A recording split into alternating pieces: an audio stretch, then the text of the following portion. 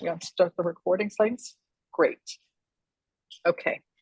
Good morning, everyone. I'm Terry Condos. I'm the Voter Services Action Chair of the League of Women Voters of Manatee County. And on behalf of the League, I welcome you to our presentation today, which is going to be great. It's voting, accessibility, and the disabled. As you just heard, we started a recording. This program is being recorded and will be available on our website. Any use of the recording other than the individuals viewing it, you have to get permission from our League president. At the end of our presentations by our speaker, we will be taking questions. And as usual, we ask you put your questions in chat. And then we have people monitoring that chat room who will be able to surface the questions. So we have a great topic today, getting right at the heart of the mission of the League. The statement on the League of Women Voters National website on voting rights says that voting is a fundamental principle and all Americans deserve the equal opportunity to make their voices heard in our democracy. We are dedicated to using advocacy, litigation, and resources such as Vote 411 to include more voters, expand and protect voter access, and ensure that elections remain fair and accessible. Some of the policies that the League of Women Voters fights for include same-day registration and mail-in voter registration expansion, expanding voting locations, especially in marginalized communities, protecting the right to vote by mail and early voting, and ensuring that voting equipment and materials are accessible, secure, and auditable. The League also engages in grassroots action and litigation to promote and protect the right to vote for people with disabilities and other groups that face barriers for voting. For example, in 2020, League of Women Voters of Florida joined a lawsuit challenging the state's refusal to provide remote ballot marking devices for voters with disabilities. The League also partners with other organizations such as the American Association of People with Disabilities to educate and empower voters with disabilities. The League believes that voting is the fundamental principle and all Americans deserve equal opportunity to make their voices heard in our democracy. By advocating for voting rights for people with disabilities, the League of Women Voters helps to build a fairer and more inclusive democracy for everyone. So with that as our backdrop, our speaker today, we are so pleased to have Olivia Babis Keller. She is the Senior Public Policy Analyst at Disability Rights Florida. She works with the rest of the public policy team there to track and analyze the impact of relevant state and federal legislation on people with disabilities and helps set disability rights in Florida's legislative priorities, including election legislation. Born with a physical disability herself, she previously assisted others with disabilities to achieve independence as a peer mentor at the Senko Center for Independent Living. Olivia was also a candidate for the Florida Senate seat in 2018 and is working towards her master's in disability studies through the City University of New York. Olivia, we so appreciate having you with us today, and we're all looking forward to your presentation and becoming more educated. With that, I'll turn it over to Olivia. Thank you. And I apologize to everyone if I have to take an occasional cough break. I was mentioning when people were coming in, I've been getting over something and just have a lingering cough that just will not go away for anything. So, right, I'm going to go ahead and share my screen. So bear with me for one moment.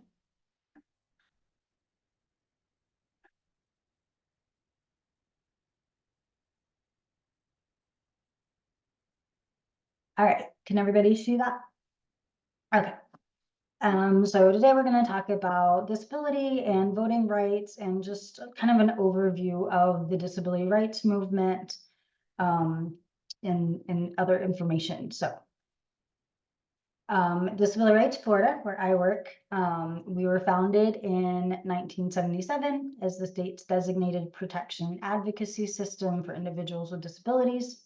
The P&A system or network was created by the Developmentally Disabled Assistance and Bill of Rights Act, which was introduced by New York Senator Jacob Javits in response to a Geraldo Rivera series that exposed the horrific treatment of people with disabilities at the Willowbrook institution. Willowbrook got most of the attention because of the expose, but there were these institutions across the country that were just as bad.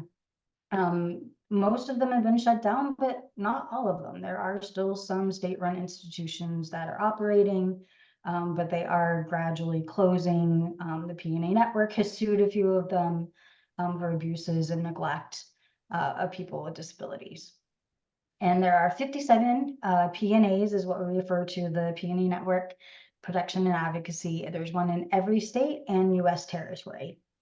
So we are Florida's, and we provide legal advocacy and rights protection for adults and children with a wide range of disabilities free of charge. So everything from arthritis, Alzheimer's, lupus, to cerebral palsy and schizophrenia. So you name it, if it's a disability, we will assist that person. And then we do have our website, which I think we have at the end as well. So to kind of touch on the disability rights movement, you're going to kind of see that there's this interesting kind of back and forth where we see things like eugenics, but that also kind of goes hand in hand with the founding of like the National Federation of the Blind. So there's kind of this back and forth between oppression and then advancement of civil rights that are kind of co-occurring events. Nothing happens in a line progressively. There's always this kind of back and forth dance, and sometimes it happens at the same time. So we're going to see a lot of that.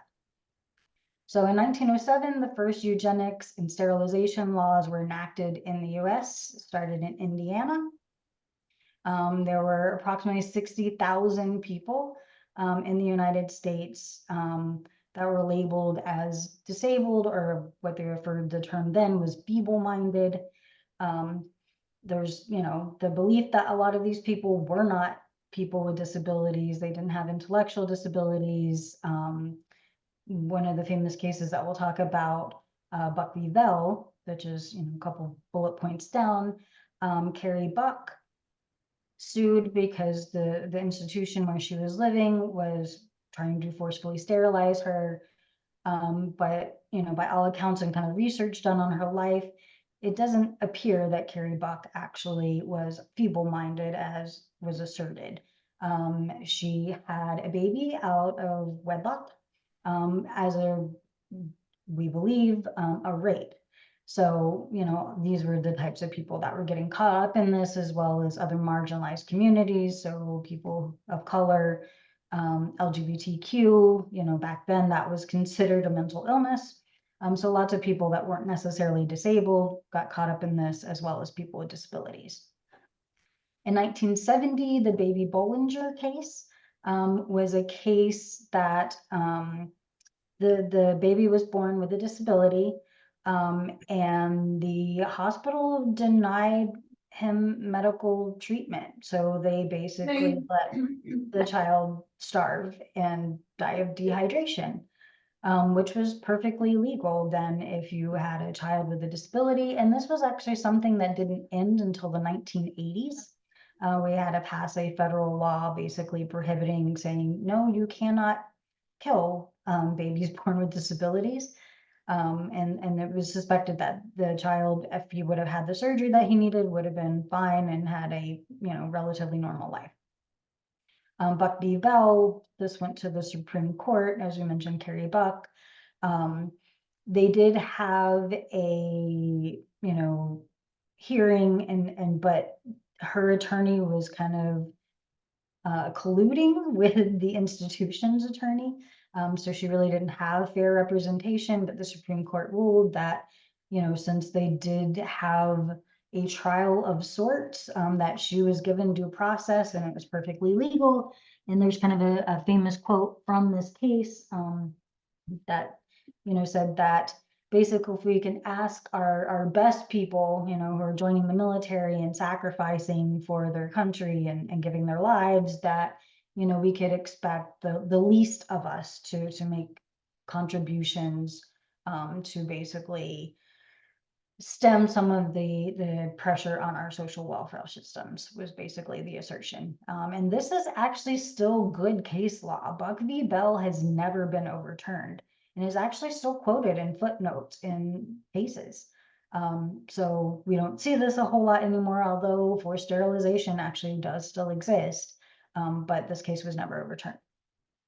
And then 1934, the National Federation of the Blind was founded. 5 years later, we have the Nazi eugenics program that began with people with disabilities. It was called the T4 program. Basically, they experimented on people with disabilities and the most effective way to kill mass numbers of people. So some of the things that they did before gas chambers are pretty horrific. And they stopped doing those because it was too traumatic for the soldiers who were having to do this. So they wanted it to not be as traumatic for the soldiers. And so we ended up with gas chambers and, the rest. But there are 400,000 people with disabilities that were killed in the T4 program. And here we are a year later, we have the beginnings of barrier-free building standards, because we had people that were coming back from war that had disabilities, and they wanted to return to work. They wanted to be part of the community. And so we had the Barrier-Free Buildings Act for veterans primarily. And Brown v. Board of Education, I think most people are familiar with this, but people don't think about the implications for students with disabilities.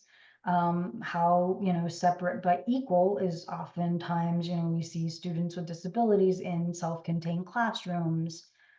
We used to have what were called center schools, which were more of like daycares than they really were providing education. So the assertion is that, students with disabilities weren't receiving an equal education either. So oftentimes court cases against school systems will rely on Brown v. Board for providing equitable education. Ed Roberts is an important figure to the disability rights movement. He is considered the father of the disability rights movement, and started kind of the independent living movement. So as was mentioned in my bio, I worked at a Center for Independent Living. This was the brainchild of Ed Roberts. So the Centers for Independent Living were started as a way for disabled people to help other disabled people and provide resources and technical assistance. Ed Roberts had polio, and he was in an iron lung when he was like 14. And doctors didn't think he was going to live, and he did, but he was paralyzed and could only move like one finger. And so doctors were telling his mother, he would have been better off if he had died. And so he internalized a lot of that, and he actually tried to kill himself. He was refusing food and lost a bunch of weight. And then he kind of had a change of heart at the last minute and decided that, his brain still worked and he could do something with his brain.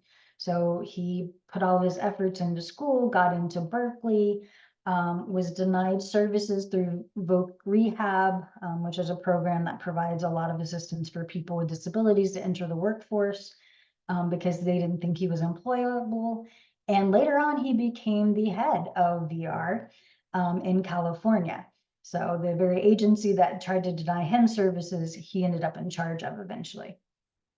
In 1963, we had the Community Mental Health Act signed by President Kennedy. So this starts shutting down institutions for people with, mental health issues.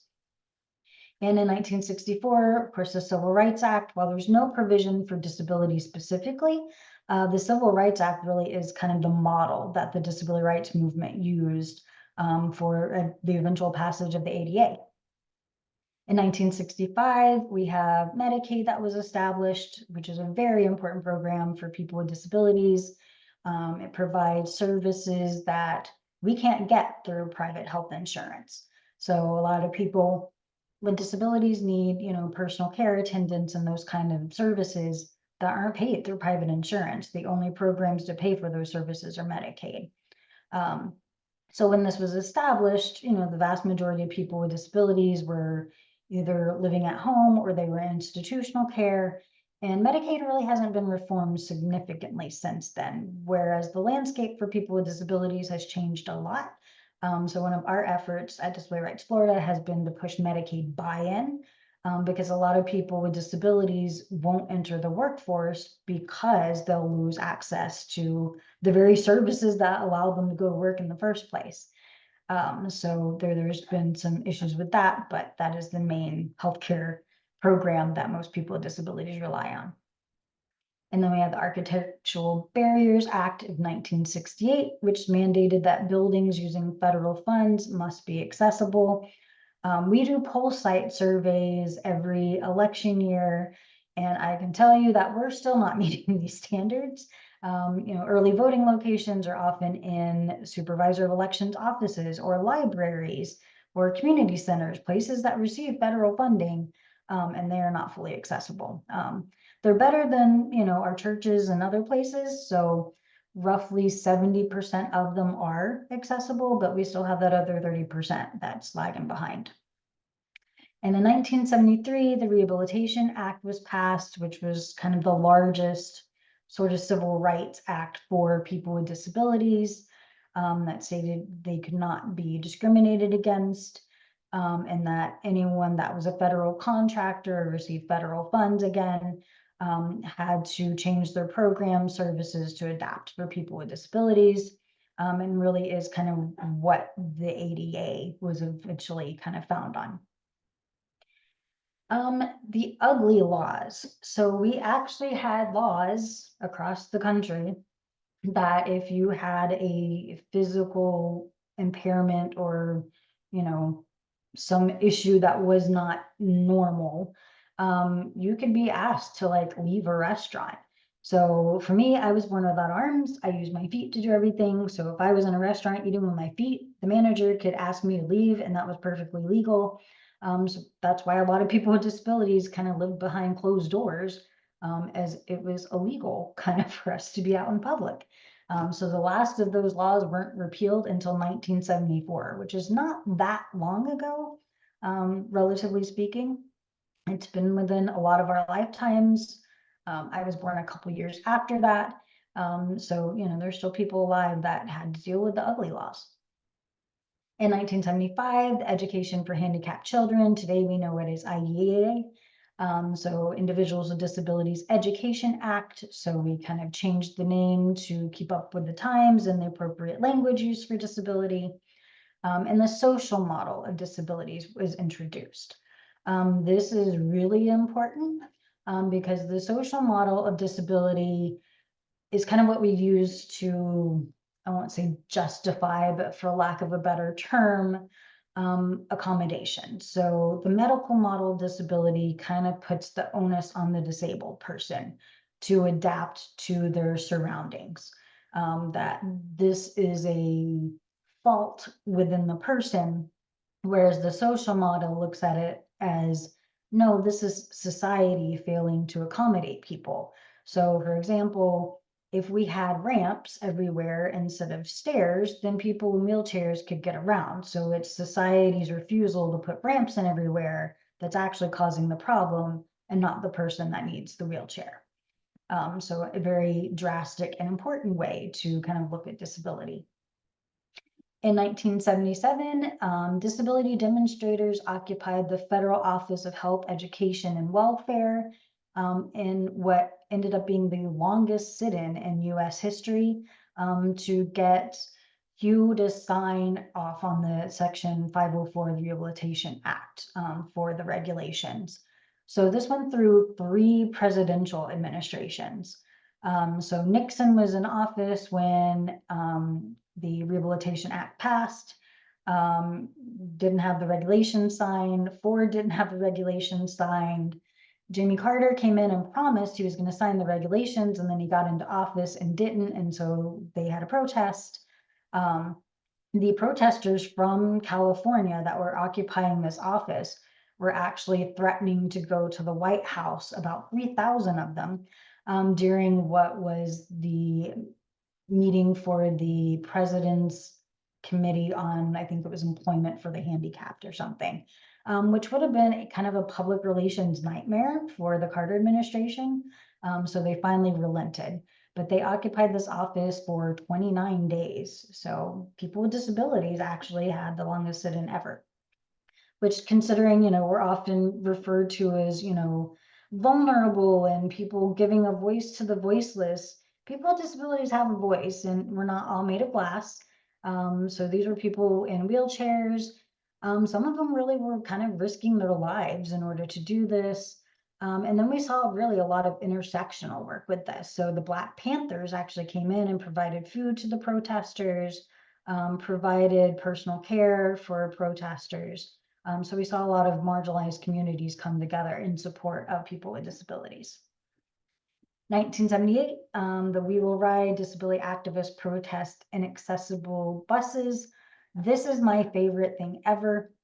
It was only 19 people, but 19 people managed to bring gridlock to downtown Denver because police, paddy wagons or whatever you want to call them, weren't accessible. So they didn't know what to do with disabled people who were in the middle of the street. Recently, there was a protest in DC with disability activists. They didn't have a permit and they were blocking traffic. So law enforcement was coming and they were pushing people off to the side and then going back to get another one. But the disabled people outnumbered the cops.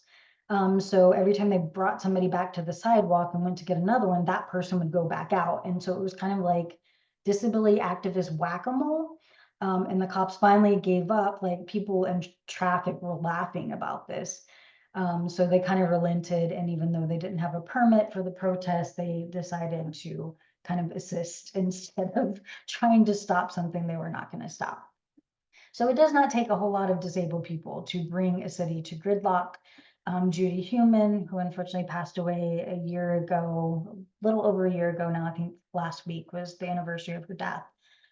She does a TED Talk where she tells disabled people how you can stop a bus with one wheelchair. So it's pretty awesome. So that is my favorite thing ever, is the 19 people that brought gridlock to downtown Denver. 1988, there's the Deaf President Now protests at Gallaudet University. So students wanted a president for their university who was actually deaf. There was a candidate that applied who was a dean at the university, but they chose a different candidate who was not deaf. And so students protested for a week and they actually appointed the person that had applied that was deaf as the president. So the students won that. And in 1990, we see the passage of the Americans with Disabilities Act, which I hope everyone is somewhat familiar with, which is kind of the landmark civil rights legislation for people with disabilities that built off of the Rehabilitation Act. So Rehabilitation Act was just for federal and federal contractors. This is saying public accommodation. So even if you're a private business, if you offer services to the public, those services have to be accessible. And in 1999, the Olmsted case granted people with disabilities the right to live in the community.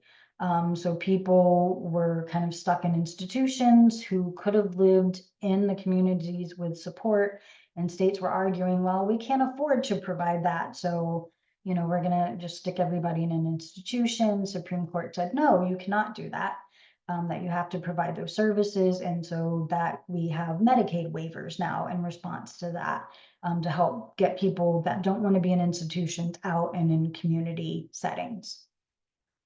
2008 ADA Amendments Act. The Supreme Court had been ruling on ADA cases, basically kind of trying to prove standing. So they were looking at the disabled person and basically wanting the disabled person to prove that they were disabled and therefore eligible for the protections of the ADA. Congress came back and said, no, that is not what we intended. The purpose of the ADA is to show discrimination. So it's not to analyze the disabled person and figure out whether or not they're disabled enough. It is for that business to prove that they didn't discriminate. So they amended the ADA so those court cases would stop. And then in 2017, activists with disabilities were essential in stopping the repeal of the Affordable Care Act. So we had a bunch of people in wheelchairs. You may have seen the pictures. There are lots of news coverage of this, of Capitol Police dragging people out of their wheelchairs and into cars and handcuffing them so they couldn't push their chairs, and really just kind of, for the sake of being mean, destroying really expensive durable medical equipment. So they were just knocking over wheelchairs and power chairs, and these things are expensive. My power chair is $40,000. Like, it's as much as a car or more.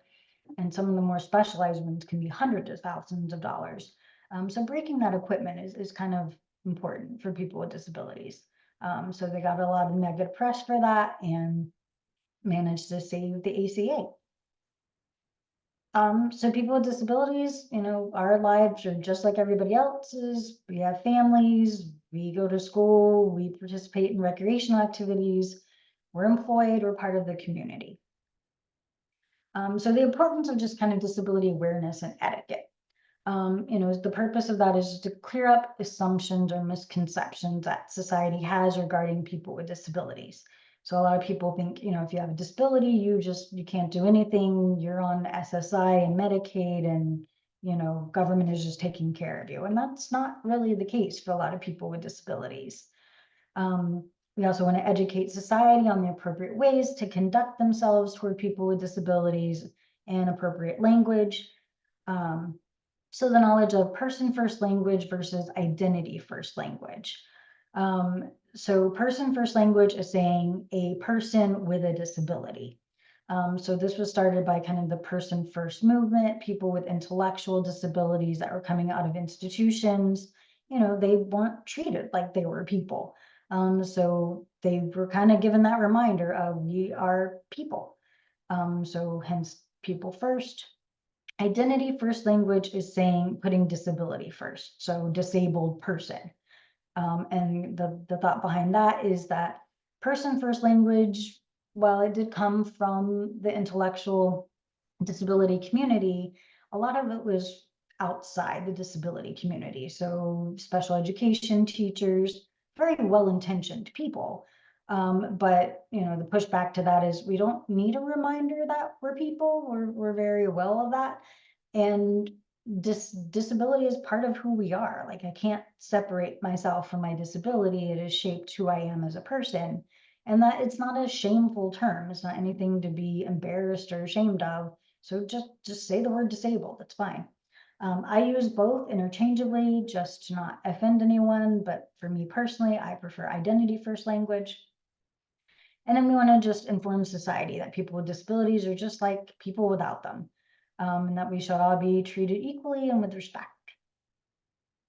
I love this because we all go through things like this, especially with doctors. So if you can't see, it's a guy kind of in a one of the, I don't know what they call it, the human petri dishes, sort of. So, isolation with your own air supply, and they have the gloves reaching in. And he says, sometimes, Professor, I swear he understands everything we say. And so a lot of people with disabilities have been, subject to like medical experimentation. So a lot of times we kind of feel this way. So I love that picture. But some of the laws just impacting voting rights and other rights of people with disabilities. So we have the Voting Rights Act.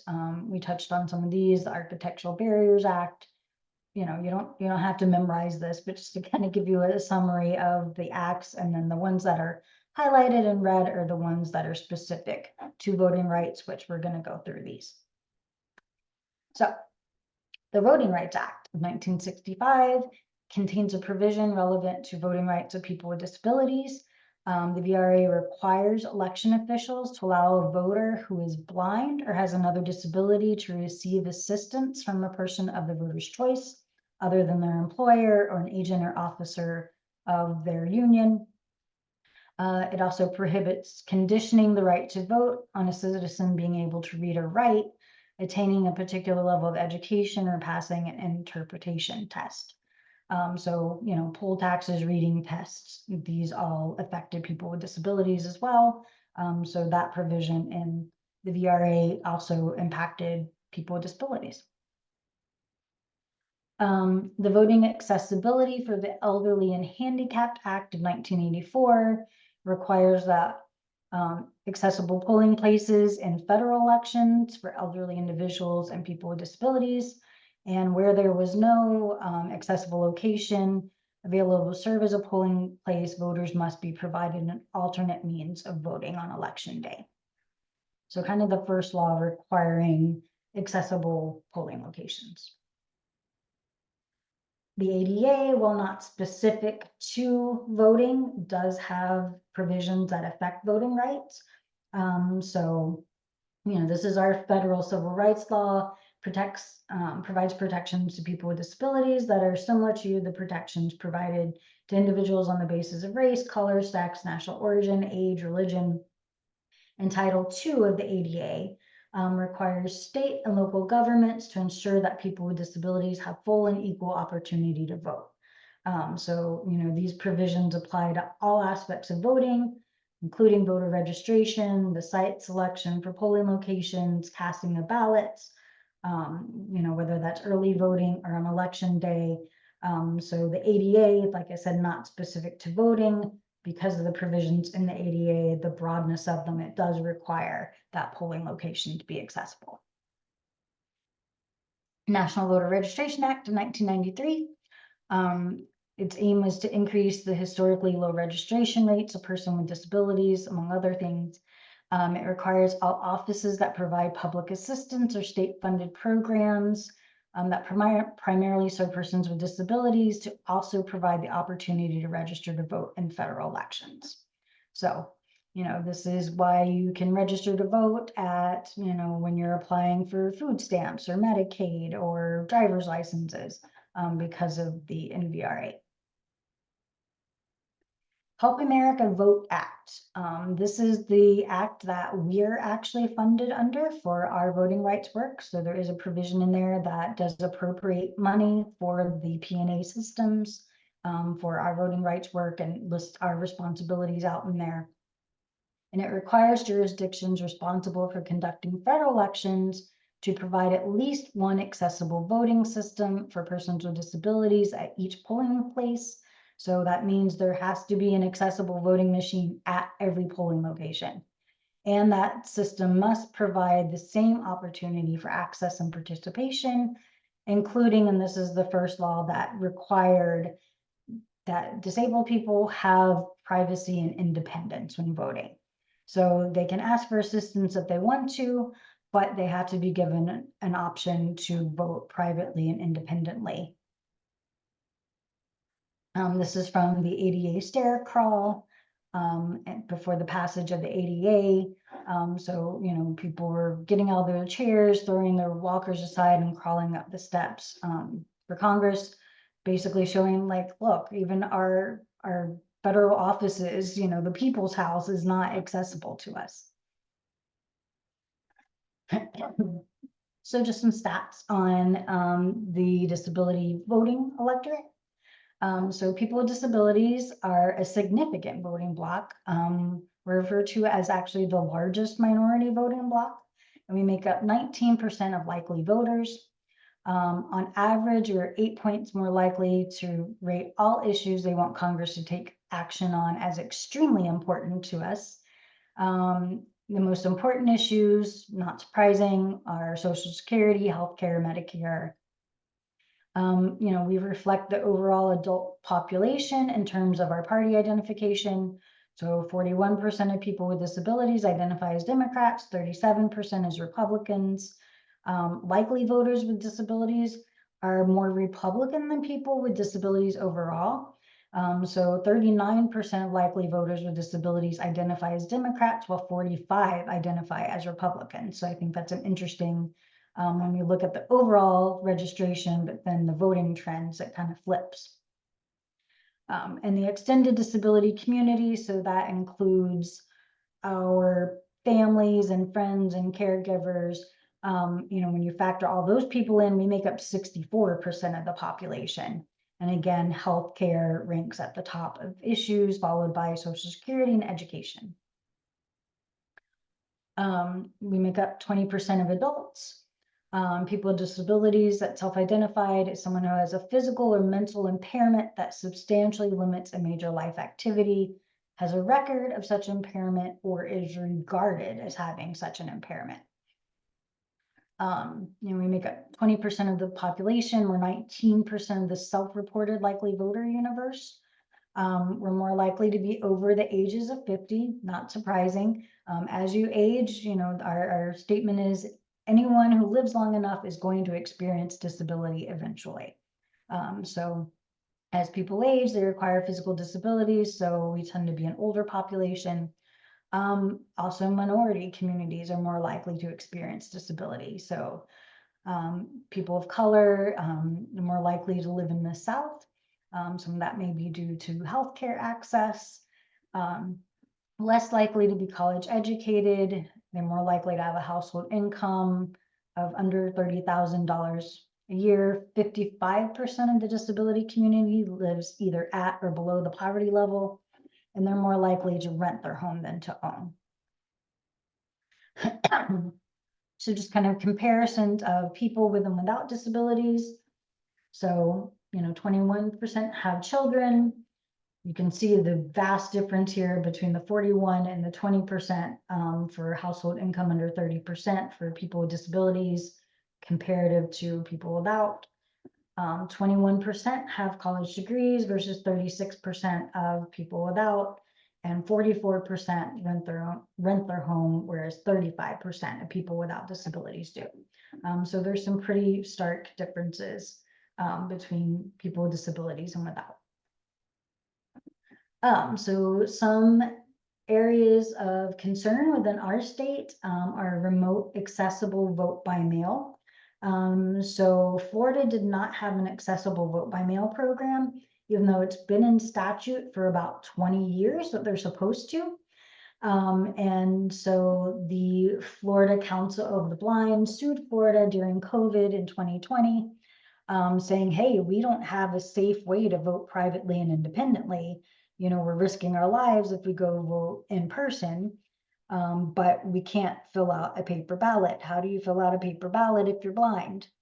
So they sued. Florida developed a pilot program kind of as we were working up to the election in 5 counties. And then in 2022 was the first year that we had accessible vote by mail.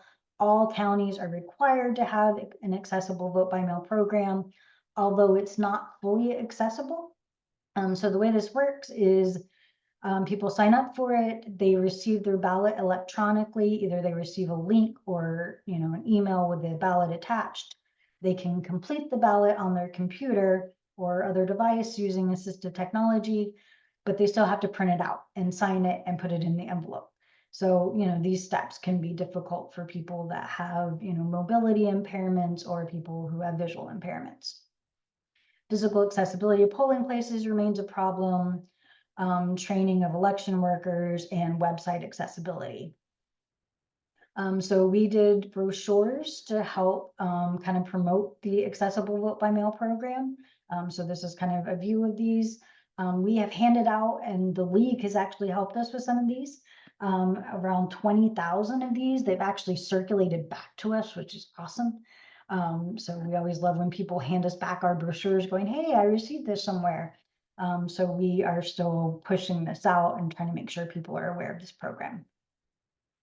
And we do, like I mentioned, the poll site accessibility surveys, which is based largely on a Department of Justice ADA checklist.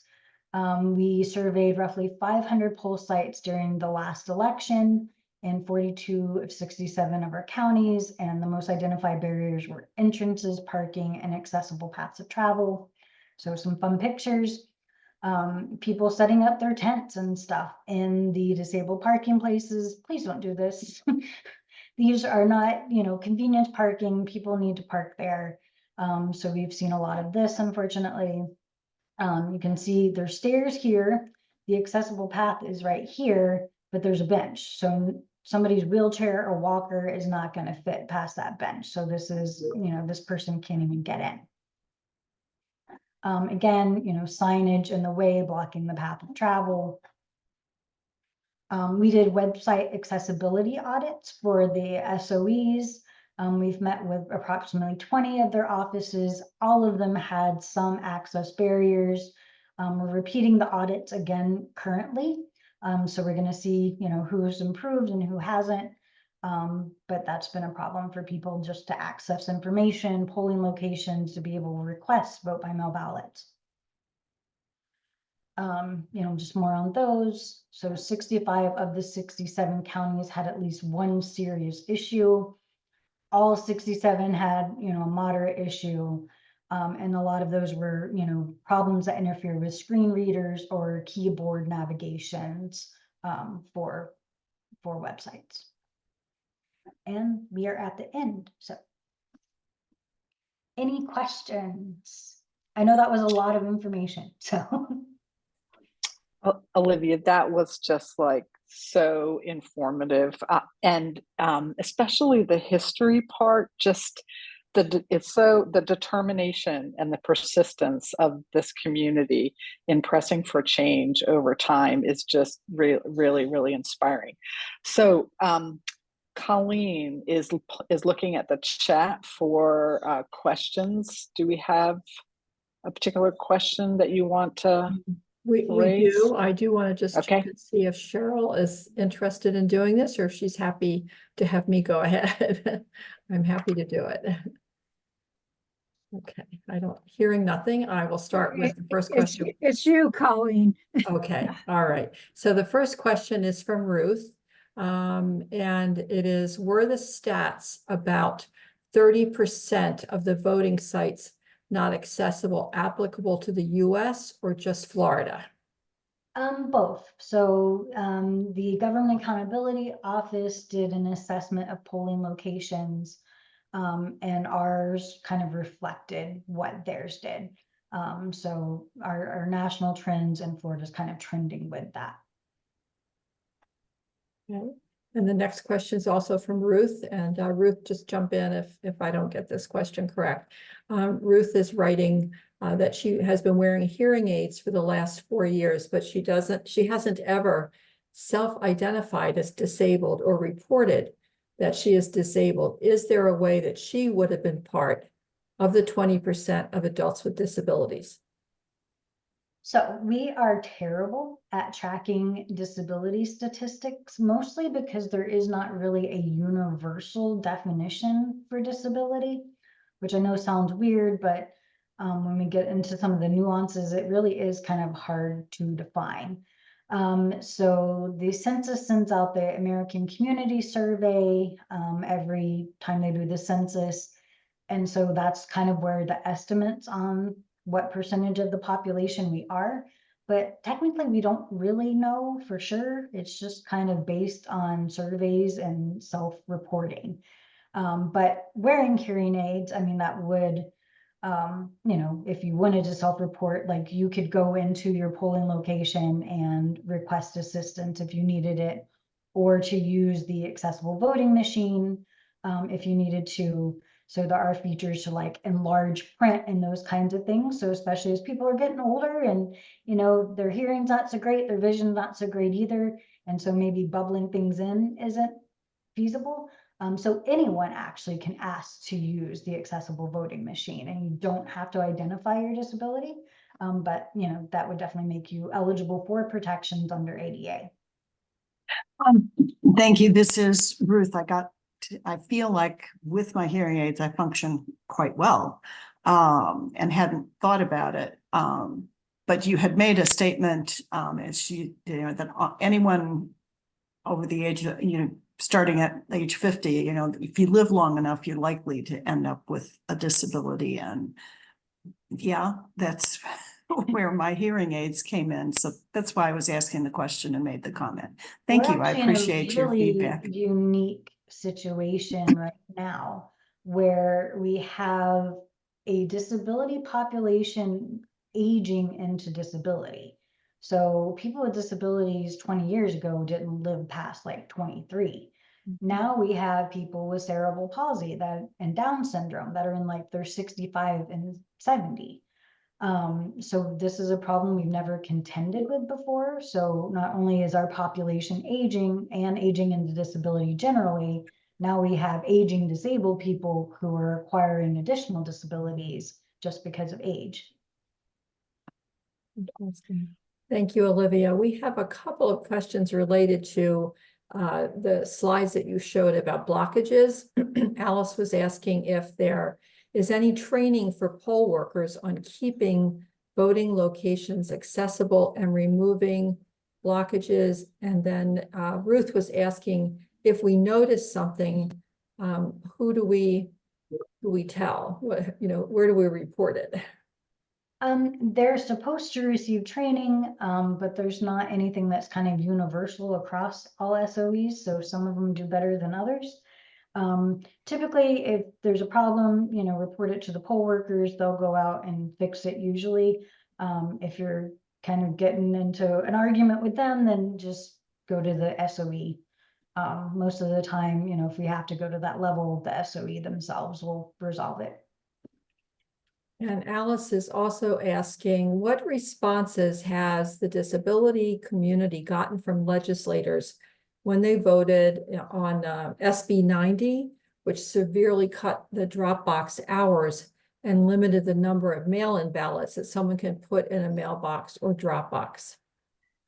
We were part of that litigation. Unfortunately, we got tossed out due to standing, which I disagree with, but whatever. But yes, I mean, those limitations do create additional barriers for people with disabilities, particularly the provision that restricts who can return your vote by mail ballot.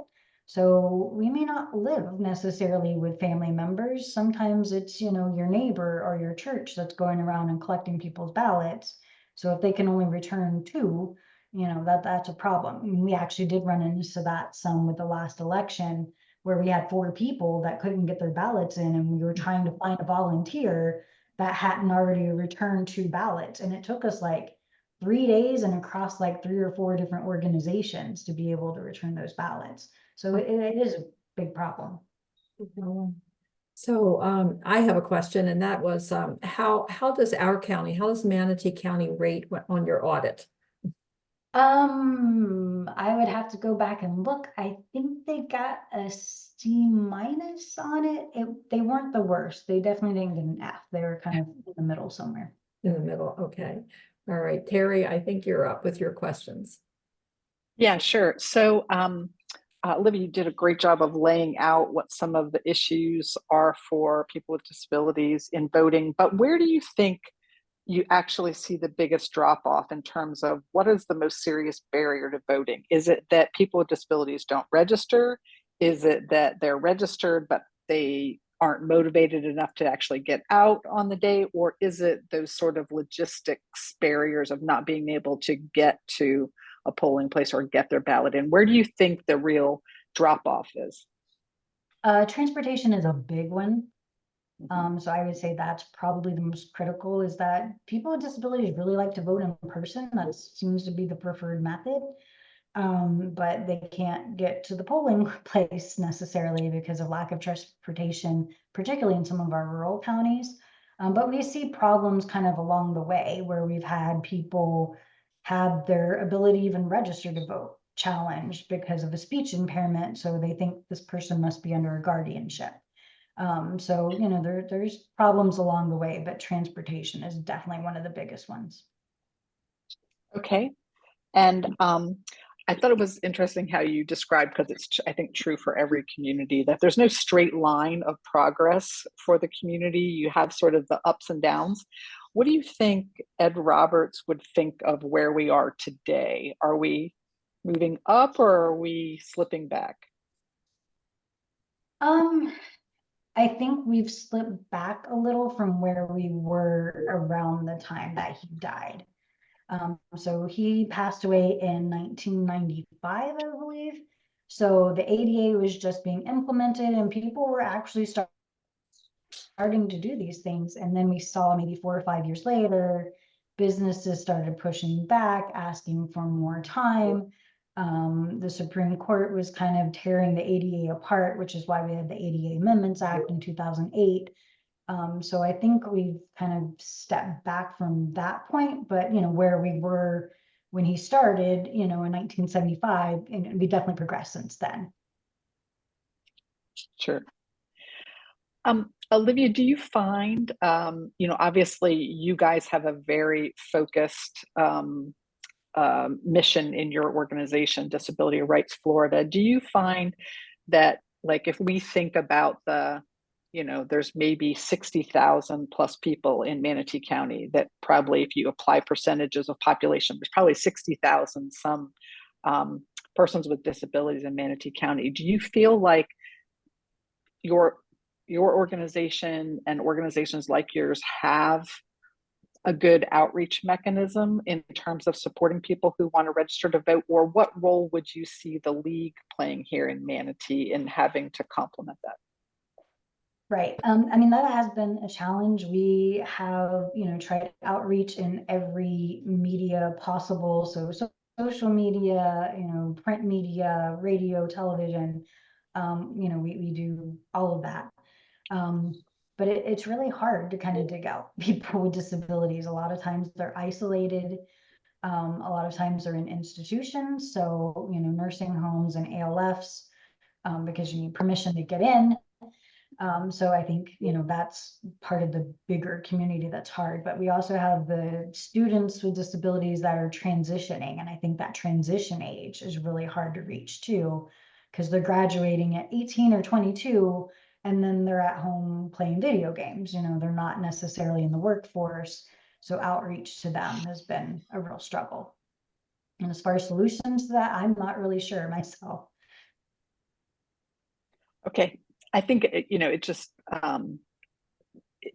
I think about it because we do have so many allies with different communities of interest, and, what role they play in reaching out to their constituency, as opposed to where the league in particular needs to lean in, I think is something that, we have to always be thinking about. Terry, Alice had a question that's sort of a corollary to what you're talking about. She wanted to know if a local league wanted to help with dropping off ballots, where do they volunteer? How would they volunteer? I would honestly try reaching out to the SOE's office and see, where they think maybe the biggest need is in that community. But I would say definitely maybe reaching out to some of the nursing homes, or particularly the ALFs, I think would be kind of the biggest problem. Because we're not really sure like how this applies to an ALF, for example. They can do what's called supervised facility voting, but it's really up to the administrator of that facility. So I think that would be maybe a good push, is asking them, are they a part of supervised facility voting, and, connecting them with the SOE to do that if not. But, if you have an administrator returning 10 people's ballots from the ALF, like, is that falling under the restriction on ballot return? And that's a question we don't really know. It's kind of a gray area right now. So, that may be an area where they do need some assistance. I think another thing, Olivia, that's going to be coming up, we so often in Florida use voter petitions because we just can't get through, some of the representational shortcomings. We're now tracking the upcoming healthcare petition that'll go out to voters. There's probably a strong partnership that we should have with your community in really pressing on that healthcare petition and getting signatures. So getting out to the disabled community, those would be important signatures and advocacy to get for that petition. Yeah. I know there's like some of the senior centers. So if you can get into there, the Centers for Independent Living would be a good place. Just kind of reaching out to them and seeing if you can do, maybe a presentation with the SOE on how to use the accessible voting machine, and they can do voter registration. And then maybe getting some of those petition signatures as well. So that'd be a couple of the places where I would start. Those are all great ideas. We are coming up on the end of our hour, and we do have just a couple of comments and notifications that we need to do for our audience. So I'm going to thank you, Olivia, again. I'm pretty sure we'll be following up. We would like to, maybe you could help us verify that grade that Manatee County gets, and we can follow up on some of these ideas regarding supervised facility voting, et cetera, as we head in further into this election year. So we really, really appreciate your time. It really is amazing what your community has done. I think we can stop record. I think this is the point in the process where we do that.